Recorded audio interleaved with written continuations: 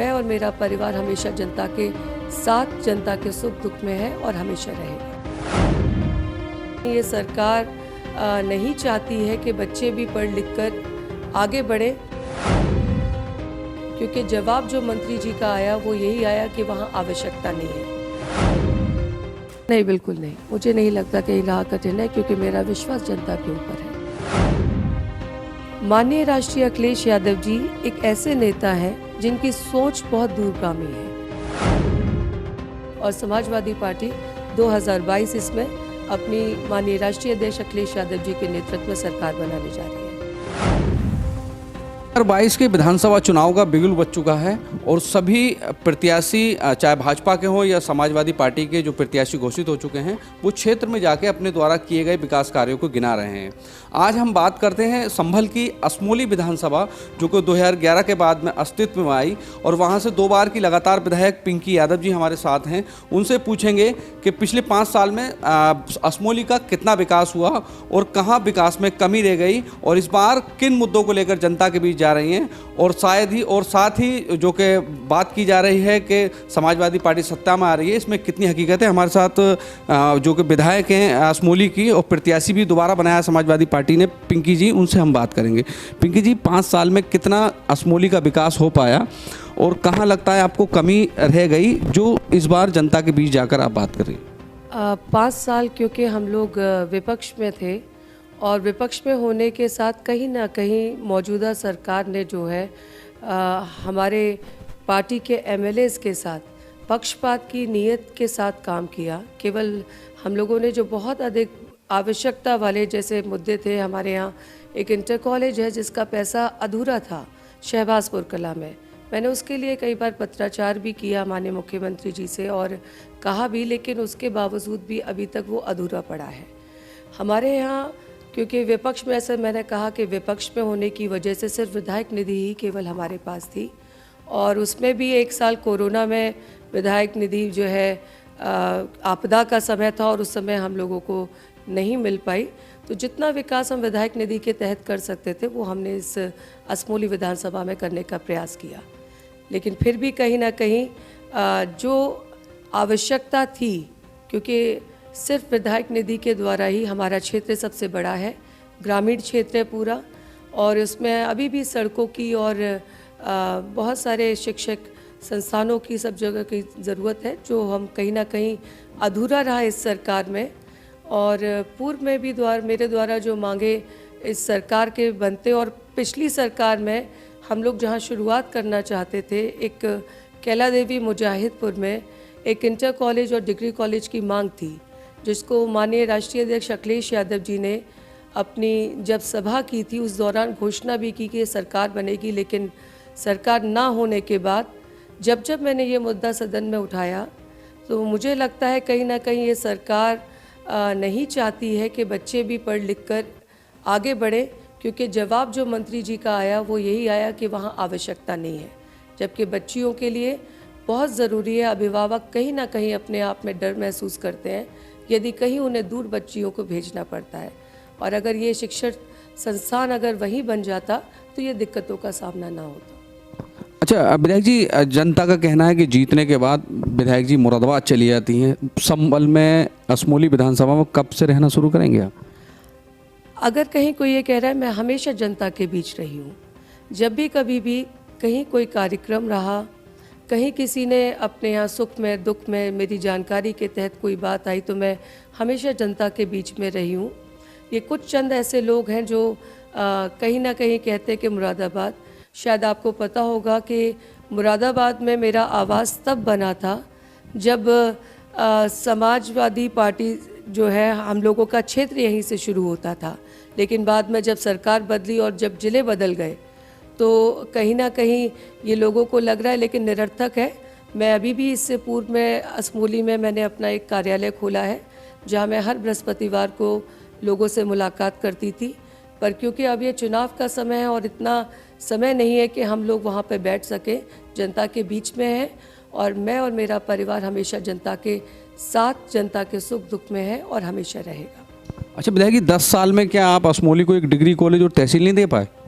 तहसील का मुद्दा हमारी समाजवादी पार्टी की सरकार में मैंने ही जो है तहसील बनवाने की मांग की, लेकिन जो उस दौरान के डीएम साहब थे, आखिरी समय पे जो है केवल 2 ग्राम पंचायतों का बंटवारा और उसका जो है भौगोलिक दृष्टि से जो बंटवारा करना था वो नहीं हो पाया, जिसकी वजह से तहसील रह गई। लेकिन बावजूद उसके इस सरकार में भी मेरे द्वारा कई बार ये विधानसभा में प्रश्न उठाया गया कि तहसील की आवश्यकता असमोली को है और तहसील बनाई जाए, लेकिन ये सरकार एक मूक बधिर सरकार होकर इसमें भी कहीं ना कहीं लापरवाही बरती। अब आने वाला वक्त जब समाजवादी का होगा और समाजवादी पार्टी की सरकार बनेगी तो असमोली विधानसभा में असमोली को तहसील बनवाने का काम भी किया जाएगा। अच्छा विधायक जी, देखा गया आपके असमोली पर असदुद्दीन ओवैसी जो AIMIM के चीफ हैं, उन्होंने एक सभा करी। विरोधियों का कहना है कि उस सभा को देखने के बाद पिंकी यादव के होश उड़े हुए हैं। नहीं, ऐसा कहीं से कहीं तक नहीं है। मैं अपनी प्रतिद्वंद्विता में किसी को नहीं मानती। मुझे नहीं लगता कि कहीं किसी के साथ कोई मुकाबला है। और असदुद्दीन ओवैसी साहब की अगर बात की जाए तो सभी जानते हैं कि उनका यहाँ उत्तर प्रदेश में आने का मकसद क्या है। कहीं ना कहीं जो उन्होंने बिहार में किया, बंगाल में किया, वही उत्तर प्रदेश में करने के लिए वो उनकी पार्टी आई है। अगर वो हकीकत में कहीं कुछ चाहते कि बदलाव होता और अगर बी टीम ना होते तो शायद कहीं ना कहीं 403 सीटों पर लड़ना चाहिए था, जो उन्होंने नहीं किया।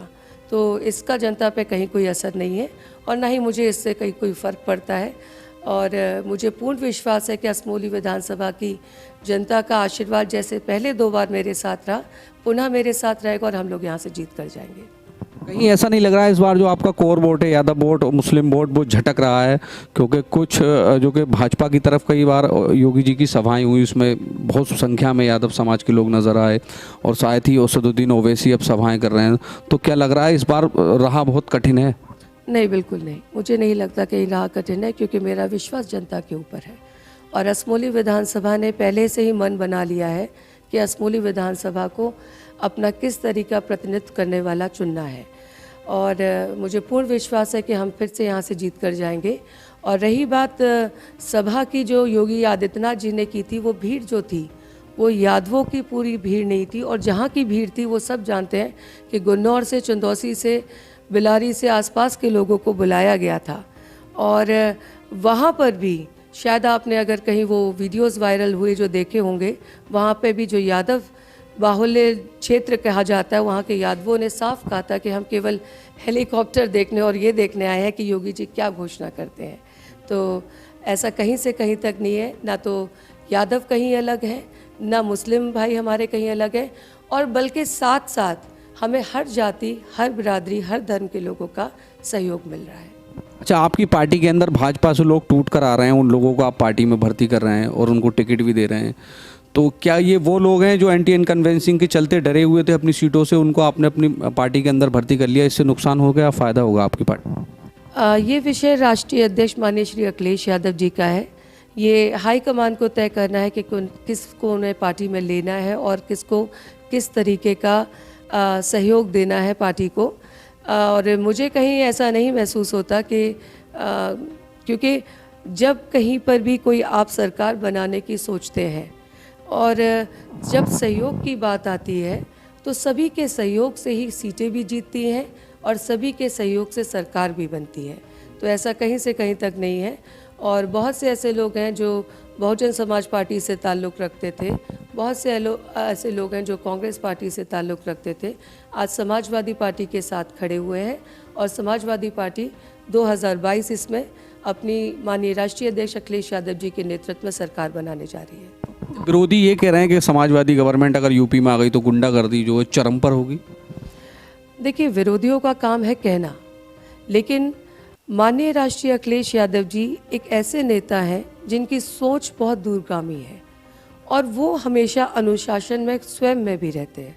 तो जब कार्यकर्ताओं की बात आएगी तो कार्यकर्ताओं के साथ भी कार्यकर्ता अनुशासन में ही रहेंगे।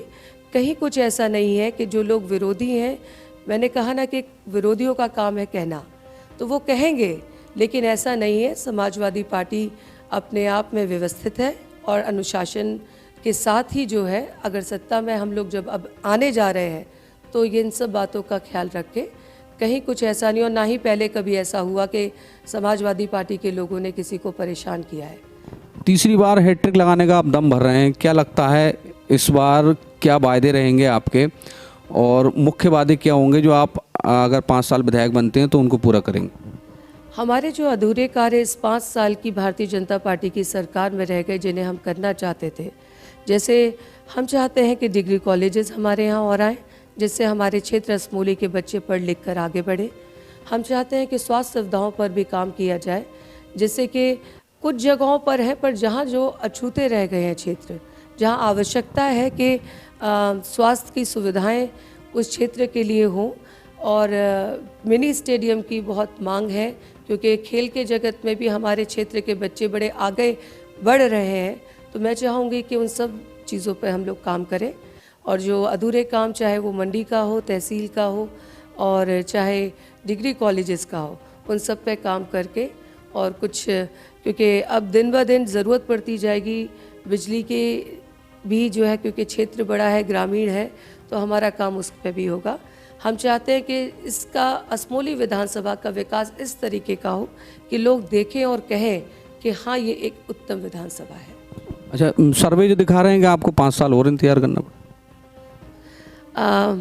सर्वे भी आपके द्वारा ही होंगे, तो वो आप सब लोग और बेहतर जानते होंगे, लेकिन मुझे पूर्ण विश्वास है कि जिस तरीके का जनाधार समाजवादी पार्टी के साथ लोगों का दिख रहा है, और जिसको देखकर कहीं ना कहीं भारतीय जनता पार्टी में बौखलाहट है, तो समाजवादी पार्टी अपनी वापसी कर रही है।